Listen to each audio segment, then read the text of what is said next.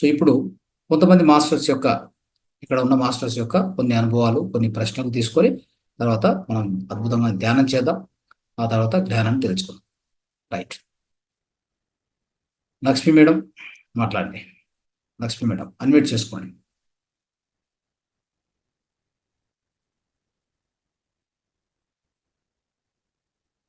Unmute చేసుకోండి madam. Unmute కాలేదు. Yes. కే Reddy Prabhakar Reddy mostly మాట్లాడండి. అన్మ్యూట్ చేసుకోండి. రైట్. మంజులా మేడం.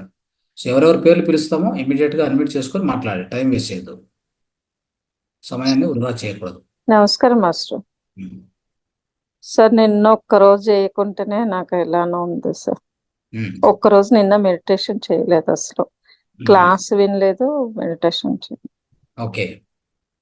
హెడ్ ఎక్ అన్ని స్టార్ట్ అయినాయి. Okay fine. సో దానికే అదే అదే ఆ అభ్యాసం అనేది ప్రతిరోజు చేయాలి.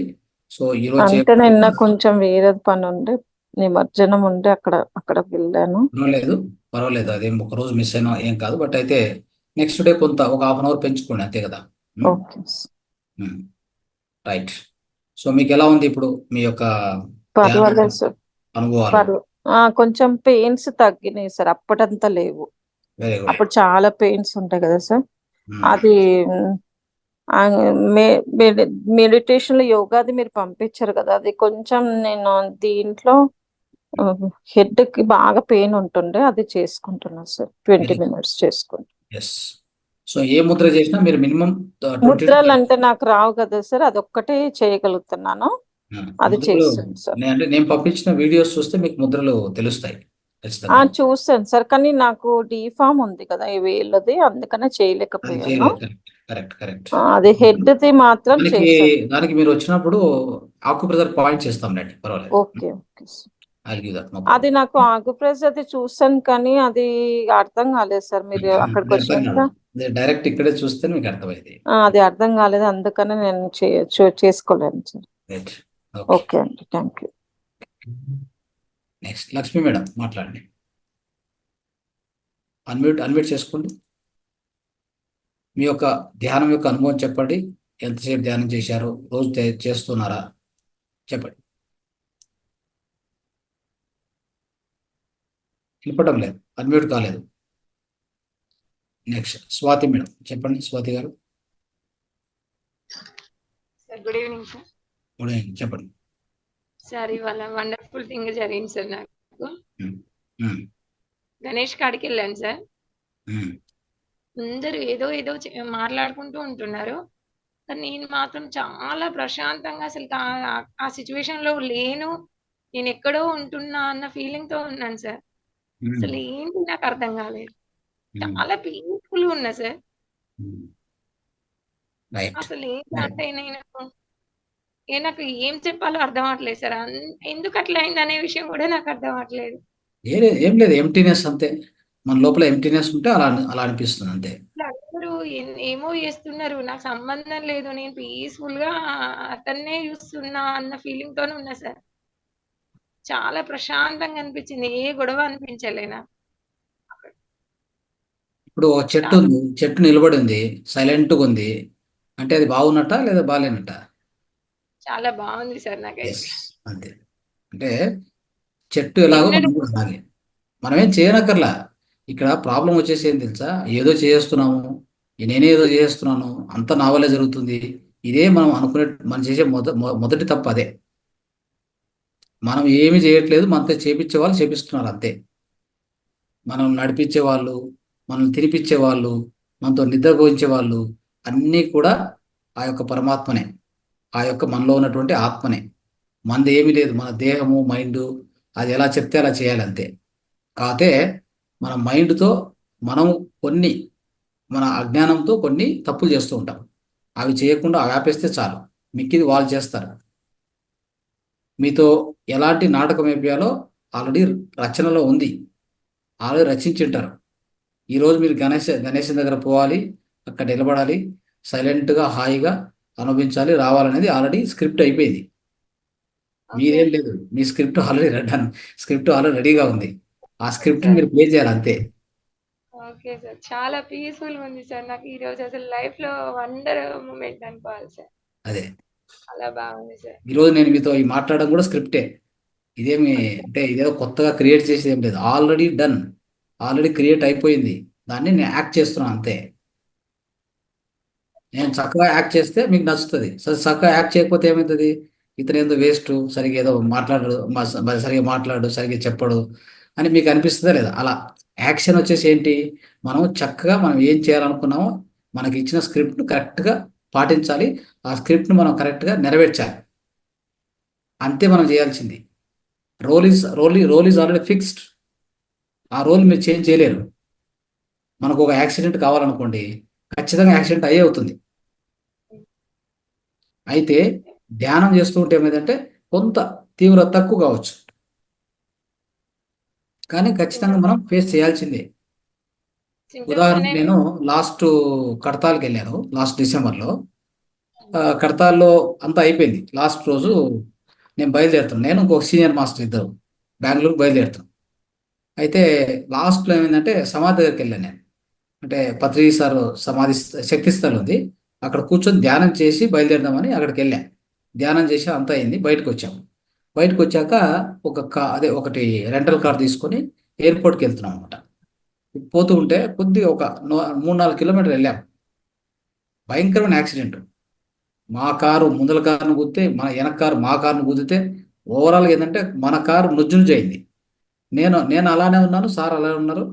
మాకు చిన్న గాయం కూడా కాల. మళ్ళీ అంటే మాకు ఉన్నటువంటి అన్ని వస్తువులు మావి ఏవి డ్యామేజ్ కాలేదు. తిరిగి అతనే మళ్ళీ ఇంకో కారు పిలిపించి దాంట్లో పెట్టి పంపించి ఎయిర్పోర్ట్లో కరెక్ట్ టైంలో కరెక్ట్ ఫ్లైట్ తీసుకొని మళ్ళీ ఇంటికి వచ్చాను. చూస్తే ఆ కారు నుజ్జునుజ్జు అయిపోయింది. అక్కడి నుంచి అది కదలను కూడా కదలలే కారు. అర్థమైందా? సార్ ఎట్లా పాసిబుల్ అయింది అది? సో ఇలా ఉంటుంది.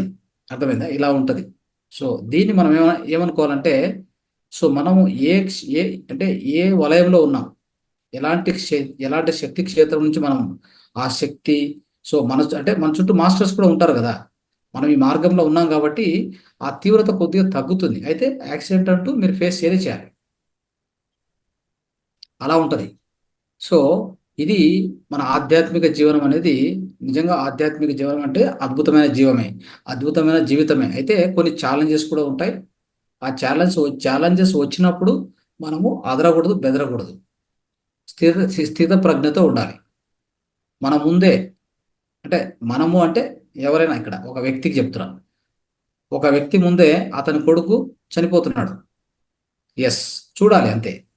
చూడాలి, దాని స్థిత ప్రజ్ఞతో అర్థం చేసుకోవాలి. ఓ అని బోర్న ఏడ్చేసేది కాదు.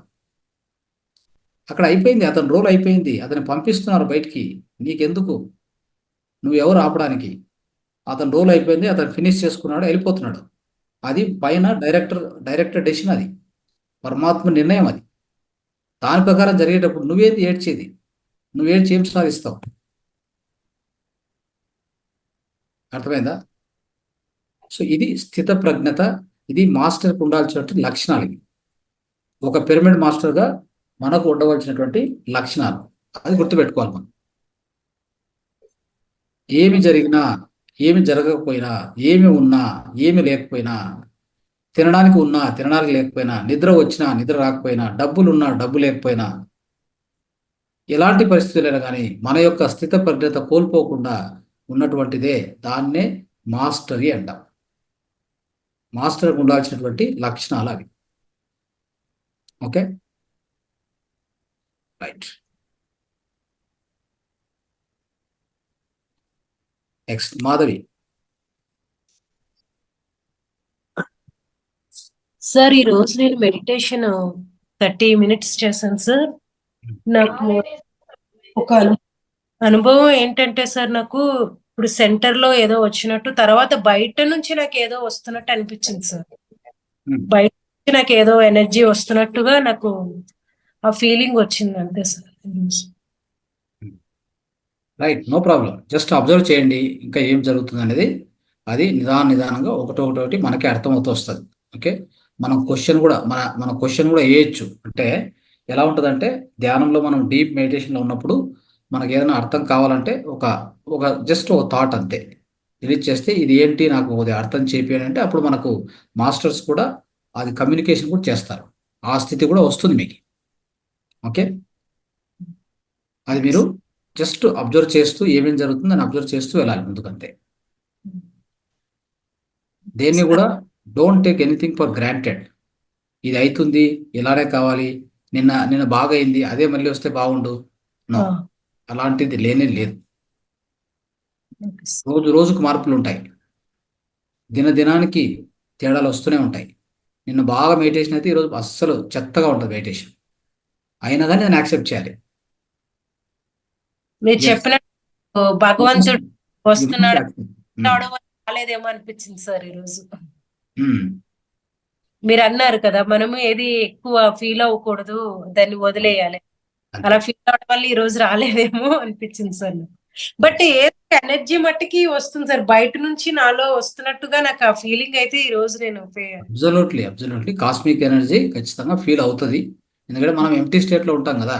ఇప్పుడు మన బాడీ ఫ్రీక్వెన్సీ ఏముంటుంది దాన్ని బట్టి మనం అర్థం చేసుకుంటాం. ఇప్పుడు నేను ఒక రేడియో స్టేషన్ తీసుకొని FM 91.3 పెట్టాను అనుకోండి, నాకు బిగ్ FM వస్తుంది. నా 92.3 పెడితే రెడ్ FM వస్తుంది. అంటే ఫ్రీక్వెన్సీని బట్టి ట్యూన్ అవుతుంది స్టేషన్ కదా. మన బాడీ కూడా అట్లే, మన యొక్క వైబ్రేషన్స్ ఎలా ఉంటాయో, ప్రకంపనలు ఎలా ఉంటాయో దాన్ని ట్యూన్ చేసినప్పుడు దానికి సంబంధించినటువంటి ఆ మాస్టర్స్ కనెక్ట్ అవుతారు, దానికి సంబంధించిన అనుభవాలు కనెక్ట్ అవుతాం మనం. సార్ నిన్న నాకు ఒకటి మేడం వచ్చి శంకరాచార్యులు గారి గురించి చెప్పారు కదా మేడం, నిన్న మేడం నాకు అది ఆవిడ చెప్పినట్టు కాదు కానీ ముందర నాకు వచ్చింది శంకరాచార్యులు గారే కనిపించారండి ఫస్ట్ మెడిటేషన్ లోకి వెళ్తే. అంటే ఈ రోజు క్లాస్ ఇదని చెప్పడానికి వచ్చారా ఏంటని నాకు తెలియదు కానీ ఫస్ట్ నాకు వచ్చింది ఆయనే నిన్న మెడిటేషన్ చేస్తా. Right. Okay sir, thank you sir. Thank you. Next Govind గారు చెప్పండి. సార్ నమస్తే సార్. నమస్తే. మార్నింగ్ నేనైతే డైలీ చేస్తున్నాను సార్ మెడిటేషన్ అయితే 1 hour అట్లా చేస్తున్నాను. నాకేం అనుభవాలు ఏమి అనిపించలేదు కానీ ఏమి బ్లాంక్ అయిపోతుంది సార్. చాలాసేపు ఎంతసేపు కూర్చున్నా నాకేమి ఇబ్బందిగా లేదు, కూర్చోగలుగుతున్నాను.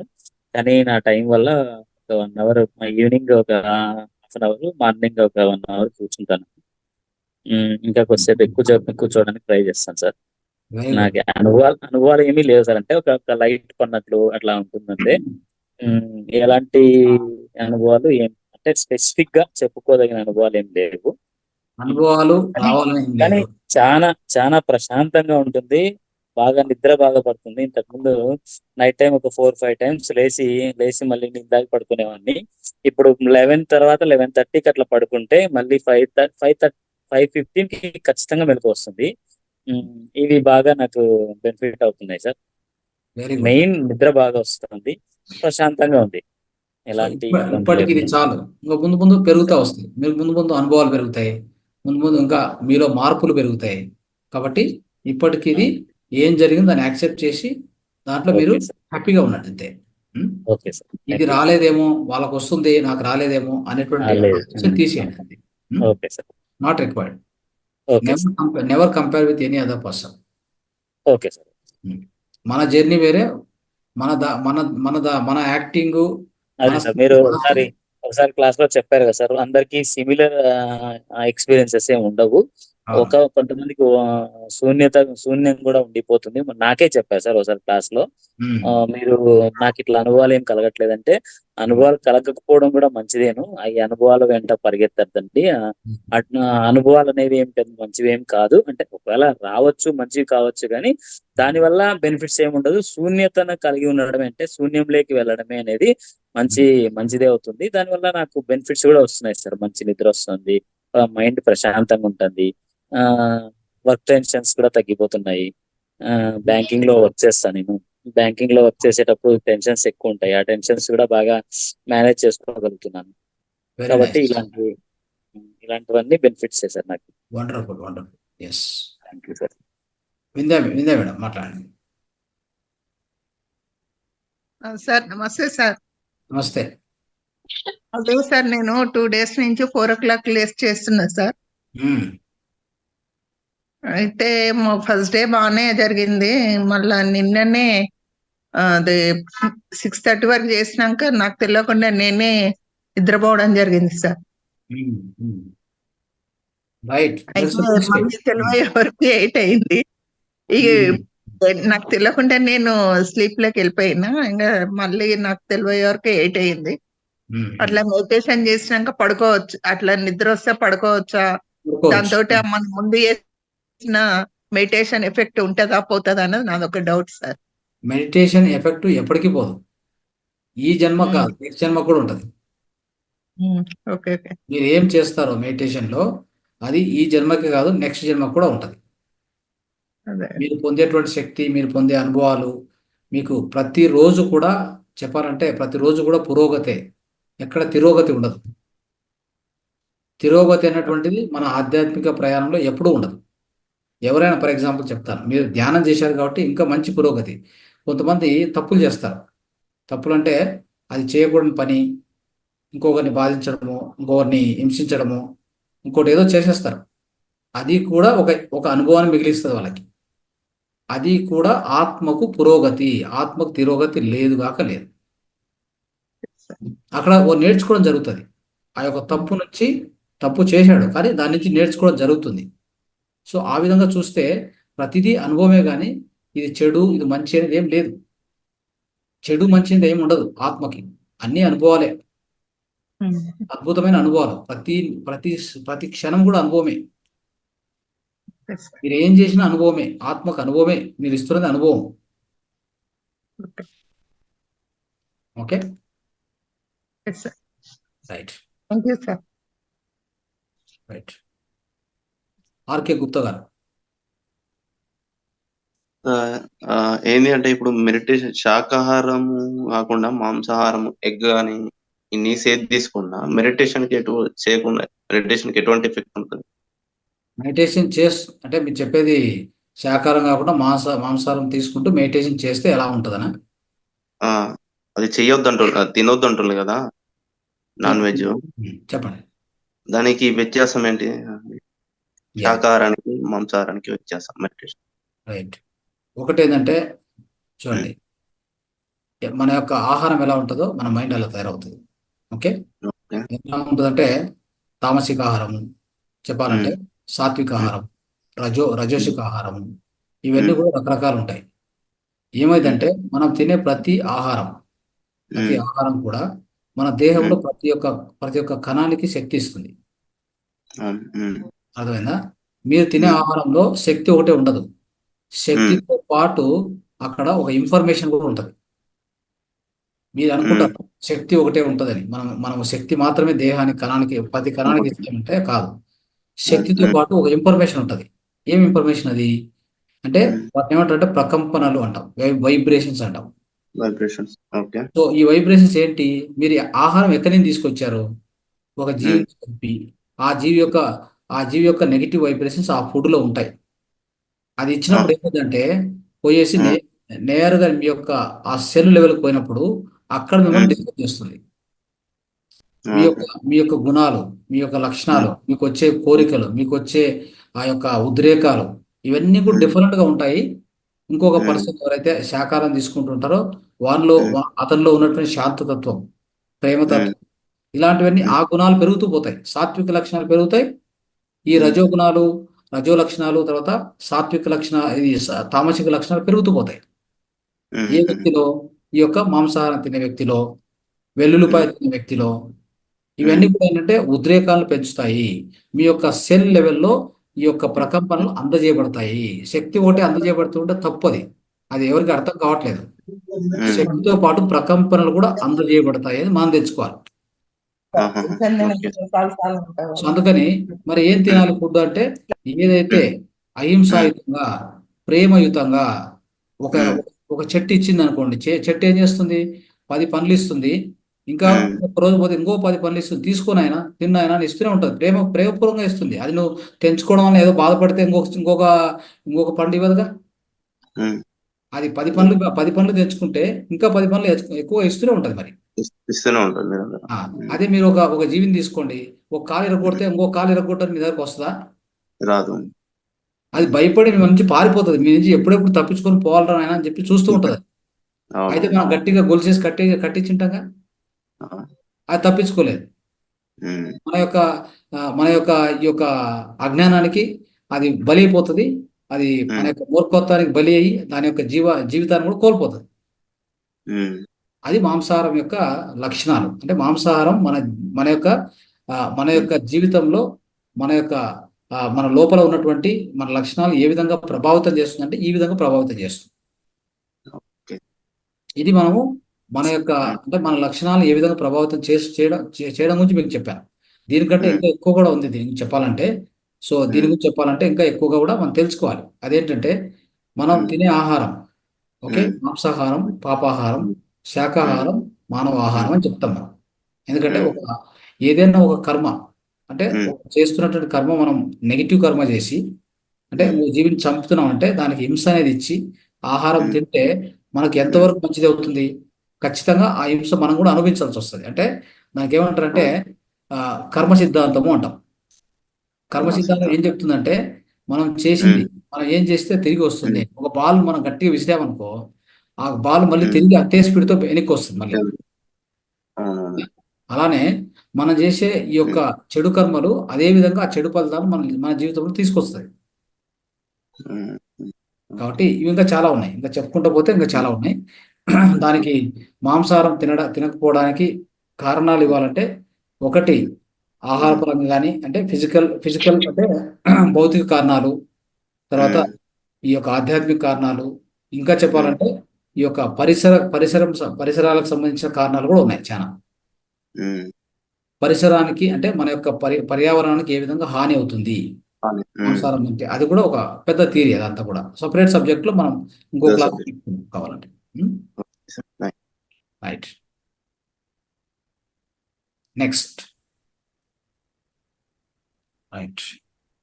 యాదగిరి సార్, మీ యొక్క అనుభవాన్ని పంచుకోండి. మీ యొక్క ఆధ్యాత్మిక ప్రయాణం అంటే మీరు ఇంతకుముందు బ్యాచ్లో కూడా పార్టిసిపేట్ చేశారు. సో మీ యొక్క అనుభవాన్ని పంచుకోవాల్సింది కోరుచున్నాను. తర్వాత మీతో మాట్లాడుతున్నాగా నాది మొబైల్ పవర్ కూడా అయిపోయింది, ఇంటికి వచ్చేసాను. ఇంగ్లీష్ క్లాస్ స్టార్ట్ అయిపోయింది. ఓకే. ధన్యవాదాలు సార్. నమస్తే సార్. Yes, thank you. ముందుగా చెప్పండి సార్. జగద్గురు పత్రిజీ గారికి పాదాభివందనాలు చెల్లిస్తున్నాను సార్. ధన్యవాదాలు సార్. థ్యాంక్ యూ, నాకు ఈ అవకాశం ఇచ్చారు సార్. సార్, ధ్యానం అనేది అన్ని ఇస్తుంది సార్, ఇయ్యనది ఏం లేదు సార్, ప్రతి ఒక్కటి ఇస్తూనే ఉంటుంది.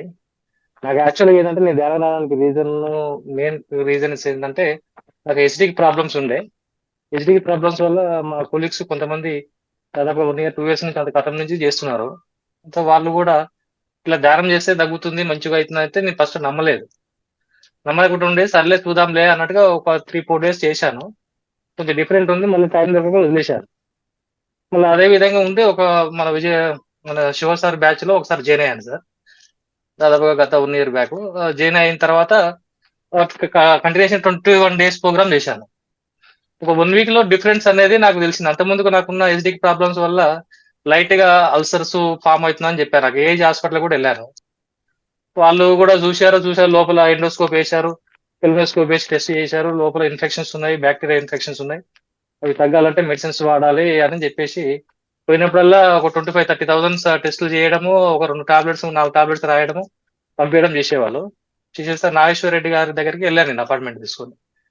అంతకుముందుకు వెళ్తే కూడా ఆయన సార్ రాసిన మెడిసిన్స్ ఒక 3 months వాడిన తర్వాత రండి, మీకు తగ్గిపోతుందండి, ప్రాబ్లం ఏం లేదని చెప్పారు. చిన్న ప్రాబ్లమే, మీకు పెద్ద ఇష్యూ ఏం కాదని చెప్పారు. సరే అని చెప్పేసి ఒక 2-3 months వాడిన తర్వాత మళ్ళీ వెళ్తే ఆ ప్రాబ్లమ్స్ ఎక్కువ అయిపోతుంది. అంటే నాకు కొంచెం చక్కెర వచ్చినట్టుగా, నరాలు కొంచెం ఏదో చక్కెర వచ్చి కింద పడిన వీక్నెస్ ఉన్నట్టుగా అనిపిస్తుంది బాడీ బాగా.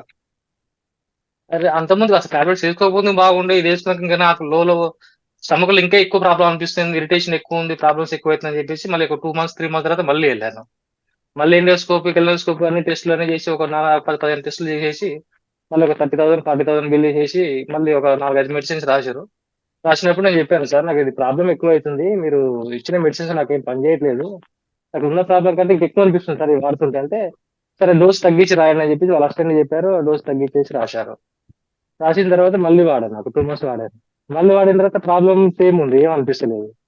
తర్వాత నా ఫుడ్ స్టైల్ మార్చేశాను. ఫుడ్ స్టైల్ మార్చేసేసి మన రామచంద్ర ఆయుర్వేదం సంబంధించిన ఆయన చెప్పిన కొన్ని జ్యూసెస్ తాగడము. మళ్ళీ కొంతమంది యూట్యూబ్ లో చూసి కొంతమంది నేరు వెళ్ళి కూడా కలిశాను నేను. వెళ్ళి కలిసి కొన్ని మెడిసిన్స్ నా ఫుడ్ స్టైల్ మార్చడము, నైట్ టైం ఫుడ్స్ తీసుకోవడం, అవి చేయడం కూడా చాలా చేంజ్ చేశాను. అయినా నాకు ఏం రిజల్ట్ అంటే ఉన్న ప్రాబ్లం కొంచెం తగ్గింది, కానీ ఎక్కువ రిజల్ట్ అనిపిస్తలేదు. అరే ఏంది అసలు ఎందుకు ఇట్లా ప్రాబ్లం అవుతుందంటే మా కొలీగ్ అదే చెప్పాడు, నువ్వు ధ్యానం చేసి నువ్వు మధ్యలో చేసిన కొన్ని రోజులు వదిలేసినావు కదా, నువ్వు కంటిన్యూషన్ చేయి, నీకు అర్థమవుతుంది అసలు రిజల్ట్ ఏందో నీకు తెలుస్తుంది ఆ విషయం. అంటే ఈ ధ్యానం అంటే కూర్చోవాలి, గంటల తప్పుడు కూర్చోవాలి కదా, టైం వేస్ట్ అయిపోతుంది, మనకు ఉన్న బిజీ షెడ్యూల్ కదా. అంటే నువ్వు హాస్పిటల్ తిరిగే టైం కంటే ఎక్కువ ఏం కాదు అని చెప్పాడు. అంటే ఇది కూడా కరెక్టే అనిపించింది. సర్లే ఒకసారి చూద్దాంలే ఒకసారి అన్నట్టుగా మన మహోత్తర్ ఫౌండేషన్ లో తమరి ద్వారానే నేను జాయిన్ అయ్యాను. చేసేసిన తర్వాత నేను కోర్స్ చేశాను 21 days ప్రోగ్రామ్ లో. ఆ ప్రోగ్రామ్ చేసినాక 1 week వరకు కంటిన్యూషన్ చేసిన. ఏమైనా కానీ ఈ 21 days ప్రోగ్రామ్ ఖచ్చితంగా చేసి తీరాలి, చూద్దాం అనుకున్నాను. ఖచ్చితంగా చేశాను. 1 week లో నాకు కొంచెం చేంజింగ్స్ కనపడ్డాయి. అంతకుముందుకు నిద్ర రాకపోతుంది సరిగా. నిద్ర రాకపోతే వేరే హాస్పిటల్ డాక్టర్ దగ్గరికి వెళ్తే, న్యూరో స్పెషలిస్ట్ దగ్గరికి పోతే ఆయన కూడా నాకు 10 గోళీలు రాసిండు. నీకు ఏం లేదు సార్, మీరు ఇవి వాడండి మంచి నిద్ర వస్తుంది అంటే, ఆ మెడిసిన్స్ వేసుకుంటేనే నిద్ర వస్తుంది. అది ఈ మెడిసిన్స్ అలవాటు అయిపోతుంది అని బంద్ చేసిన తర్వాత మళ్ళీ నెక్స్ట్ రోజు నిద్ర రాకపోయేది. అరే ఏంది ఇది, ఎందుకు ఇట్లా అవుతుంది నా బాడీ ఎందుకు అసలు అని. నాకు యాక్చువల్గా ఏంటంటే ఫిజికల్ పర్ఫార్మెన్స్, ఫిజికల్ వాకింగ్ చేయడము, రన్నింగ్ చేయడం, పైకి రన్నింగ్ చేయడం అన్ని చేస్తున్నాము, అయినా కానీ బాడీ అనేది సహకరిస్తలేదు. అరే ఎందుకు ఫిజికల్ యాక్టివిటీస్ లో కూడా బాగానే ఉన్నాం కదా, ఎందుకు ఇట్లా అవుతుంది అని చెప్పేసి ఆ డాక్టర్ గారికి పోయినప్పుడల్లా ఆయన దాదాపు 1.5 year వాడిన టాబ్లెట్స్. ఆడిన తర్వాత ఇంకా నాలుగు ప్రాబ్లమ్స్ ఎక్కువ, ఇంకా ఉన్న ప్రాబ్లం కన్నా ఇంకా ఎక్కువ అయిపోయింది. న్యూరో డాక్టర్ కాడికి పోతే, నువ్వు టాబ్లెట్ వేసుకోండి సార్ మంచి నిద్ర వస్తుంది అంటారు. అంటే గోల్ వేసుకొని పండబెడుతున్నాడు తప్పితే లోపల ఉన్న ప్రాబ్లమ్స్ అనేది ఏం లేదు. మేము ఉన్న ప్రాబ్లమ్స్ అంటే ఎక్కువ అయినాయి ప్రాబ్లమ్స్. అరే ఇదేంది, ఇది కరెక్ట్ కాదు కదా అనిపించేసి లాస్ట్ కు ఏమో ఇది డాక్టర్ కాదు, ఇటు మెడికల్ షాప్ ఓనర్లాగా ఉన్నాడు అనుకుని అది బంద్ చేసేసి పక్కకు వేసేసి లాస్ట్ కు మా కులకు చెప్పినట్టుగా ఈ మెడిటేషన్ కోర్స్ లో జాయిన్ అయ్యాను. ఒక 1 week నాకు మంచి రిజల్ట్ అనిపించింది. ఒక 2-3 days 4 days వరకు కొంచెం మెడిటేషన్ కుదిరేంత కొద్దిగా కష్టం అనిపించింది. 1 week వరకు కుదిరిన తర్వాత హాయిగా నిద్ర, ఎంత నిద్రను నాలో ఉన్న స్టమక్ ఎసిడిక్ ప్రాబ్లమ్స్ దాదాపుగా ఒక 20% తగ్గినట్టు అనిపించింది. ఇది బాగుందని చెప్పి 21 days ప్రోగ్రామ్ చేసిన తర్వాత నాలో చేంజింగ్స్ ఏమైనాయంటే, దాదాపుగా నేను ఇచ్చిన హాస్పిటల్ ఇచ్చిన 10-12 గోళీలు కానీ, ఈ ఏజ్ హాస్పిటల్కు హైదరాబాద్ ఉన్న ఏజ్ హాస్పిటల్ కానీ, కాంటినెంటల్ హాస్పిటల్ కానీ తిరిగిన హాస్పిటల్ లేదు. అన్ని తిరిగినా కానీ ఎక్కడ తిరిగినా కానీ తగ్గని జబ్బు నాకు మెడిటేషన్ లో తగ్గింది. దాదాపు గోల్ టాబ్లెట్స్ అన్ని బంద్ చేసేసాను. మెడిటేషన్ చేస్తేనే నాకు మంచిగా ఉంటుంది. మెడిటేషన్ ఎక్కువ 2 days క్యాబ్ ఏదైనా బిజీ షెడ్యూల్ వదిలేసానంటే నాకంతా చికాకు ఉండడం, ఏదో ఇది అయిపోవడం అనేది. అసలు మీకు పాదాభివందనాలు చెల్లించాలి సార్. మీ మమతా ఫౌండేషన్ ద్వారా మీరు నేర్చుకున్నందుకు మీకు పాదాభివందనాలు చెల్లించాలి. ధన్యవాదాలు సార్. మీ లైఫ్ లో నేను ఈ ధ్యానాన్ని మర్చిపోను. నాతో పాటు ఎంతో మంది నేను మీలో మీ సేవలో పాల్గొంటా సార్. నేను కూడా చాలా ధన్యవాదాలు సార్ మీకు నాకు ఈ అవకాశం కల్పించినందుకు. Thank you sir. మన యొక్క అందరి అభినందనలు, మన యొక్క పాదాభినందనలు ఏమైనా కానీ మన గురువు గారికి, ఆ పరమాత్మునికే, మనదేం లేదు. మనం అంతా కూడా ఇక్కడ వచ్చి ఒక నిమిత్త మాత్రంగా మనం తెలిసింది మనం పంచుకోవడం అంతే చేసేది ఇక్కడ. కానీ అన్నిటికీ మనందరికీ ఈ జ్ఞానం ఇచ్చి ఇంత అద్భుతమైనటువంటి ఈ జ్ఞానాన్ని పంచి అందరికి తెలియజేసినందుకు మన పత్రి సార్కి మనం ఈ అభినందనలు తెలియజేయాలి మొట్టమొదటిగా. రెండోది ఆయన గురువులైనటువంటి సదానందగిరి గారికి, ఇంకా పరమ గురువులు ఎంతో మంది ఉన్నారు, గురు మండలి ఉంది. వాళ్ళందరికీ మనం ఎప్పుడు కూడా ఒక రుణాత్మకంగా, అంటే వాళ్ళందరికీ ఎప్పుడు కృతజ్ఞతలు అయి ఉంటాం మనం ఖచ్చితంగా. ఎందుకంటే ఇది అంత ఈజీగా దొరికే జ్ఞానం కాదు, అంత ఈజీగా దొరుకుతుంది, ఎంతో విస్తారంగా దొరుకుతుంది. కాబట్టి మనం దానికి మనందరం కూడా వాళ్ళకు ఎప్పుడు కూడా రుణపడి ఉంటాం. ఇందులో ఏం లేదు సార్. మా అంతమందికి 4 years బ్యాక్ 5 years బ్యాక్ సర్కార్కి వెళ్ళాను సార్. మా పిల్లలు వెళ్ళాను. కానీ మెడిటేషన్ అంటే జనరల్ గా లోకల్ ఉన్న బాబాలు ఉంటారు, అందరు లోకల్ మీద మార్కెట్ లో చాలా మంది బాబాలు ఉన్నారు, అలా ఇది కూడా అంతే లే అన్నట్టుగా ఆ కాన్సెప్ట్ లో వెళ్ళిపోయేవాడు నేను. దాన్ని నమ్మకపోతుంటే అంత కమర్షియల్ టైప్ వెళ్ళి అనుకున్నాను. తర్వాత ఇది చేసిన తర్వాత అనిపించింది అసలు ఇలాంటి దేవులు అసలు ఎక్కడున్నా కాదు, ఇక్కడ మన ఎదురుగానే కనపడుతున్నారు దేవుడు అనే విషయాలు. పత్రిజయ్ గారికి, మీకు కూడా, అందరికి కూడా చాలా వందనాలు సార్. ఇది ఎందుకంటే ఈ జగత్తుకి సేవ సార్. ఇది చాలా గొప్ప సేవ సార్ ఇది. ఎందుకంటే ఇక్కడ రూపాయి తీసుకోకుండా ఫ్రీగా సర్వీస్ ఇస్తూ, మీరైతే ఉదయం నుంచి ఎప్పుడు లేస్తారో ఏమో తెలియదు. ఉదయం పొద్దున 3-4 గంటల నుంచి లేచి నైట్ 12 గంటల వరకు కూడా మీరు ఇదే సేవలు ఉన్నారు సార్. ఇంకా చాలా వందనాలు సార్, ధన్యవాదాలు. మీకైతే పాదాభివందనాలు సార్. మాలాంటి వాళ్ళకి ఎంతో మందికి ఎన్నో ప్రాబ్లమ్స్ ఉంటాయి, వాళ్ళందరూ కూడా మీ ద్వారా చాలా మందికి సాల్వ్ అవుతుంది సార్. మీరు మరొక దైవ స్వరూపులు సార్ మీరు మాకు. థ్యాంక్ యూ సార్, ధన్యవాదాలు sir. Thank you sir. Thank you అండి. మనం అందరూ కూడా ఆత్మస్వరూపులమే, దాంట్లో ఏమీ అనుమానం లేదు. Okay, right. మీనా మేడం మాట్లాడండి.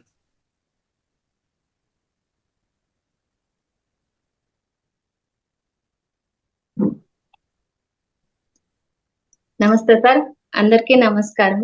అందరి ఎక్స్పీరియన్సెస్ చాలా బాగున్నాయి సార్. ఇప్పుడు ఒకరు చెప్తున్నారు కదండి సార్, నాన్ వెజ్ తింటే ఏమి అనేది. ఎవరికి వాళ్ళు సెల్ఫ్ చెక్ చేసుకుంటే మంచిదని నాకు అనిపిస్తుంది సార్. ఎందుకంటే ఒక నాన్ వెజ్ తిని ఒక 1 వీక్, నాన్ వెజ్ తినకుండా ఒక 1 వీక్ చేస్తే అది వాళ్ళకే స్వానుభవం ద్వారా తెలుస్తుంది సార్. ఎందుకంటే వాళ్ళు స్వానుభవం పొందిన తర్వాత అది వాళ్లకు దృఢంగా అది మనసులో నిలిచిపోతుంది. కంపల్సరీ చేంజెస్ చాలా ఉంటాయి దానికి దీనికి డిఫరెన్స్. కాబట్టి ప్రతి ఒక్కరూ ఎవరికి వాళ్లే స్వానుభవంతో ఇది తెలుసుకుంటే బాగుంటుంది సార్. ఎందుకంటే చేయవలసినవి చేస్తేనే పొందవలసినవి పొందుతాము అనేది మనకి సార్ ఎప్పుడు చెప్తారు సార్. నా ఎక్స్పీరియన్స్ వచ్చి ఎప్పుడు ధ్యానానికి ముందు ఇయర్లీ వన్స్ ఒకసారి 2 సార్లు ఎప్పుడైనా నాకు ఫీవర్ వచ్చేది సార్, ఎప్పుడైనా కానీ ధ్యానంలోకి వచ్చిన తర్వాత ఒక్కసారి కూడాను ఫీవర్ రాలేదు సార్. ఒకవేళ ఎప్పుడైనా ఒక్కొక్కసారి రేర్ గా వచ్చినా దాని తీవ్రత ఏమీ ఉండేది కాదు సార్. మెడిటేషన్ ద్వారానే అది నేను పోగొట్టుకునేదాన్ని సార్. ఈవెన్ చికెన్ గున్యా వచ్చినప్పుడు కానీ తర్వాత ఇంకా వేరే ఏదైనా వచ్చినా కూడాను దాని యొక్క ప్రభావం మన మీద ఏమీ ఉండదు సార్, ఎక్కువ ఉండదు. వస్తుంది కానీ గొడ్డలితో పోయేది గోటుతో పోతుంది అన్నట్లుగా మనము కర్మ యొక్క ఫలితము ఏ రూపంలో అయినా కానీ అనుభవించాలి. కాబట్టి అది వచ్చినప్పుడు మనం దాన్ని స్వీకరించి ధ్యానాన్ని కంటిన్యూ చేస్తే అది అంత కరెక్ట్ గా సరిపోతుంది sir. Okay sir, right. Okay, thank you sir. Thank you. Right. So okay మిత్రులారా, ఇప్పుడు ఇంకేమైనా ఎవరైనా మాట్లాడాలనుకుంటే మీ యొక్క ధ్యాన అనుభవాలు లేదా మీకు ఏమైనా ప్రశ్నలు ఉంటే చెప్పండి, అడగండి. లేదంటే ఇంకా మనం ధ్యానం మొదలు పెడదాం. రైట్.